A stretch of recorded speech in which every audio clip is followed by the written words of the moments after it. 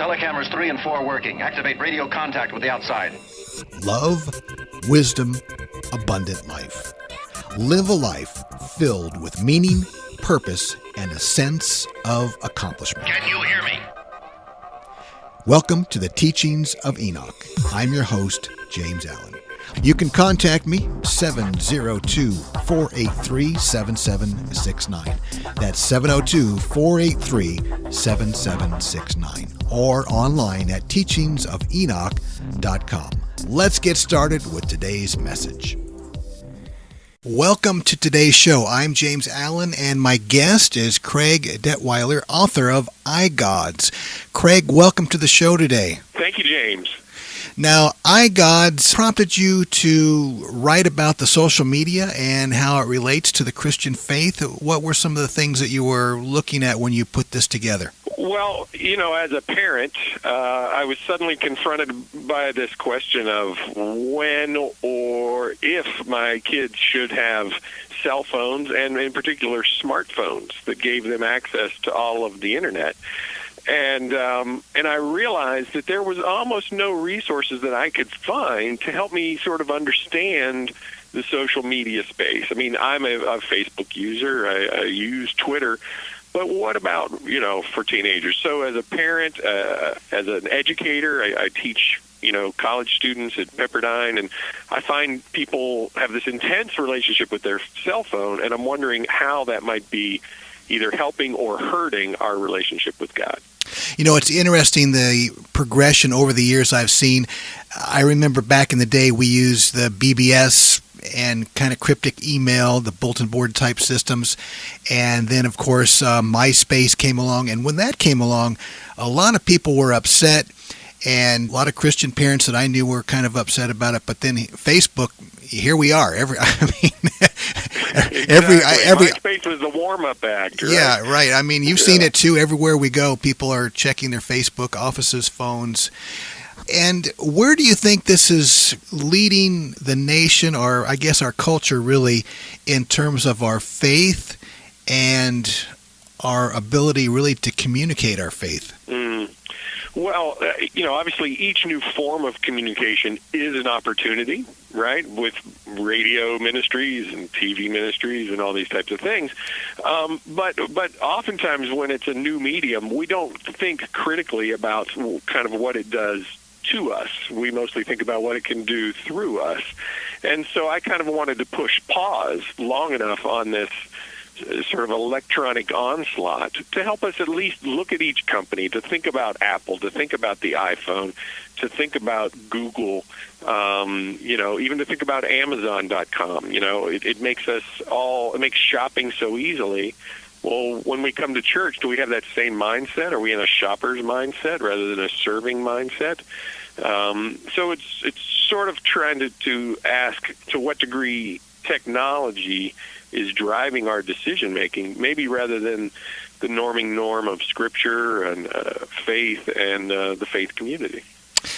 Yeah, it seems to be difficult for a lot of people in church to disconnect, I've noticed too. I mean, not everybody is struggling with that, but I've noticed, and you've probably seen it too in your classes, it tends to really suck us in. What were some of the conclusions that maybe you've come up with, Craig, on this? Well, I actually tried to kind of go back into the early days of Scripture and try to see, what does God think about technology? Is technology neutral? Some might say it's neutral. Is God favorable towards technology? And it was interesting to go back in Scripture and think about the ark, right? And Noah building the ark. And maybe that was life-saving technology. That was God literally giving instructions towards engineering and a project to save lives and to save the ecosystem. And yet a couple chapters later in the Bible, you have people getting together at Babel to build a tower, or in fact it says maybe a platform. And it's interesting that we call Facebook and Twitter platforms, right? So here were people building a platforms to maybe promote themselves or to elevate their position in the world. And isn't that to some degree what all of these social media outlets are promising us? And so in that case, God says, no, this is a bad temptation that you need to remove yourselves from. So, I don't think God is neutral on technology. It can be a life-saving ark, or it can be, a tempting platform that can distract us and deceive us. So I guess I wanted to go back into Scripture and find how to develop, a proper biblical thinking about technology. It's interesting you mentioned the word platform. And I've noticed over the years, I've been working in technology for a long time, that even going back to our first word processors, we talked about, are the margins justified? Are we saving the document? And there was a lot of religious terms right away kind of integrated into technology. And like you said, the term platform, and now it's, when you look on Google, some of the terms when you're searching and you're filtering, it seems there's kind of a religious aspect. I don't know if that's just a cultural thing to a lot of our technology. I'm sure you've noticed that too. When we use technology like this, especially the social media, what really should be our mindset? Is it all about me and my face, or should we really be looking at something a little bit beyond that? Well, the reason I titled the book iGods is because we have, in a sense, elevated the people like Steve Jobs, to this elevated status as the founder of Apple. And what has he promoted with the iBook, the iPad? It's interesting. You could say that little letter I, maybe it originally stood for Internet enabled, but now it is kind of a self-centered enterprise where we're thinking about our playlist, we're thinking about our friends, we're thinking about our followers, and it is become a very self-centered enterprise. And so I guess I want us to maybe think more carefully and maybe even actively resist this temptation to either idolize technology and think that technology is going to save us, or to idolize ourselves and think that we're the most important thing around, because social media is always telling us, hey, promote yourself. Hey, tell people what you're doing. Post pictures of yourself. And we don't maybe know what digital discipleship should look like. I'm talking with my guest, Greg Detweiler, author of iGods. I'm James Allen. This is the Teachings of Enoch. Yeah! I mean, the church is advanced. I think missionaries are using Facebook, but I just didn't really imagine, the clouds opening up and the announcing angels coming out. Hey, is anybody tweeting this? This is a really big deal. No, I got it. Just blew the horn for the second coming. Hashtag Jesus is back. Hashtag everybody look busy.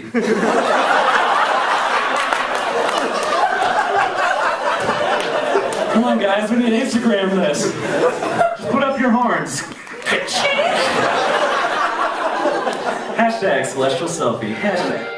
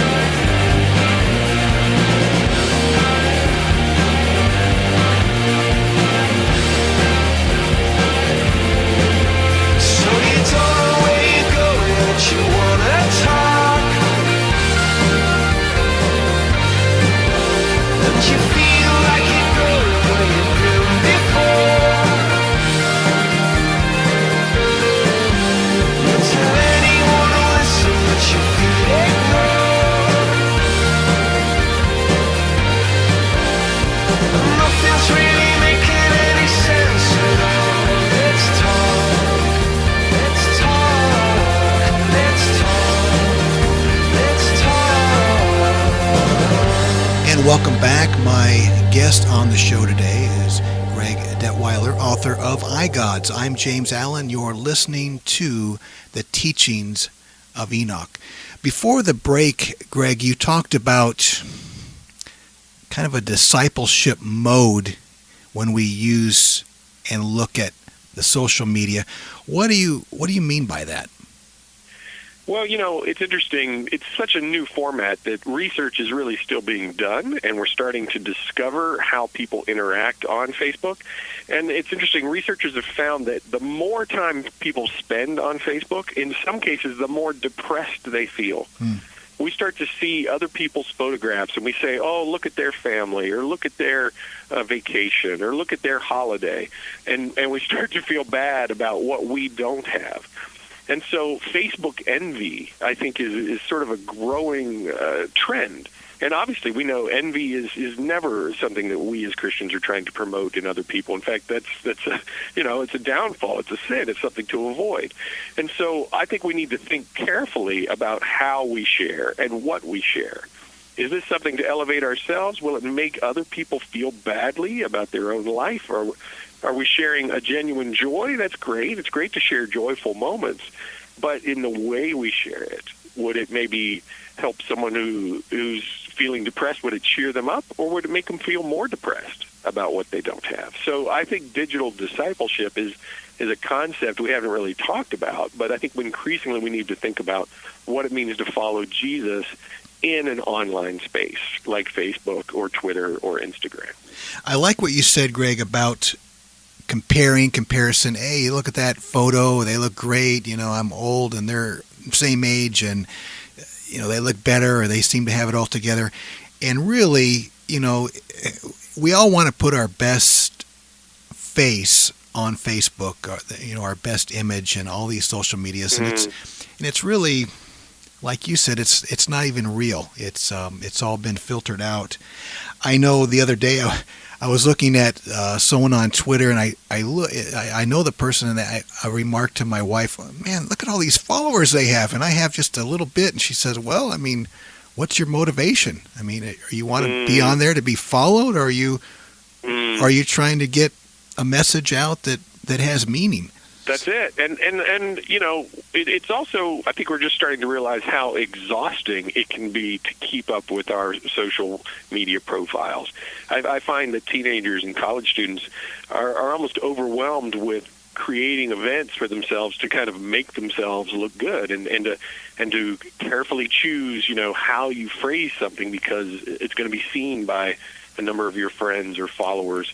And so you're spending so much time, in a sense, performing for other people that it gets very hard to kind of think about, well, who am I actually performing for? Well, I should be playing to an audience of one, which is God, right? The one person I really want to follow closely and who I really want to please. And yet we are so outer directed now because of these metrics that measure, how many friends we have and how many clicks we got and how many likes somebody gave for a comment. That it really is a challenge, I think, to keep centered and to say I'm really following just God and not trying to follow a bunch of other people or even to build a huge following per se. Greg, when you're teaching your students, I'm sure you've come across this. They're on the phone or whatever device they have. How do you, in the classroom, handle that distraction for your students? You just say, hey, look, in my classroom, it's not going to happen, set out the ground rules, or what some of the things that you've laid out for your students?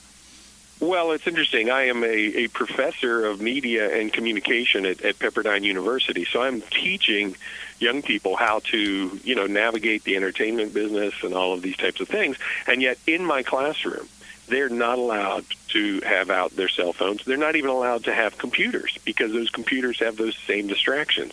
So I really, really challenge them to be fully present in the moment, eyes wide open, ears aware, and listening and interacting with each other. And I think that is a very rare posture when we give someone our full attention.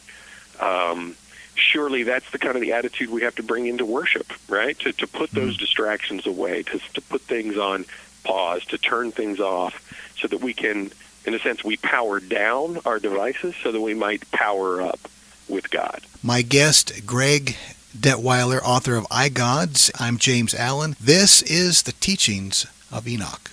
Tell you what I'm not looking forward to are all the all the awkward social media interactions. She's like, hey man, did you get the invite for the first resurrection? You needed an invite? Oh. Yeah, sorry, don't worry man. I think they're planning on having a second one. I wouldn't call myself a social butterfly, and there's not much that separates me from the other guy. But when I log in, I begin to live.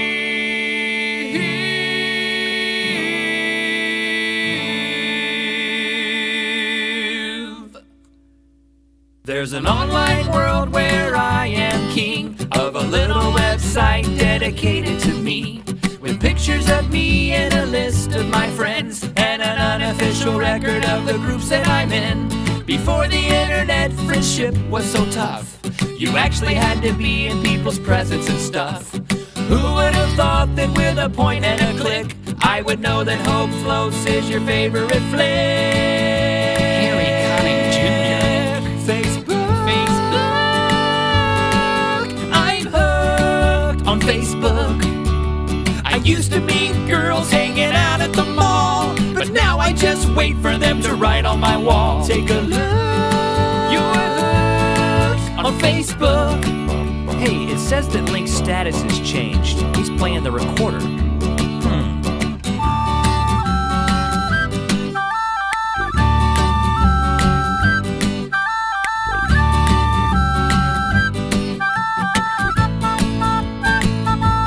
How do you know this person? Did you hook up with this person? Do you need to request confirmation?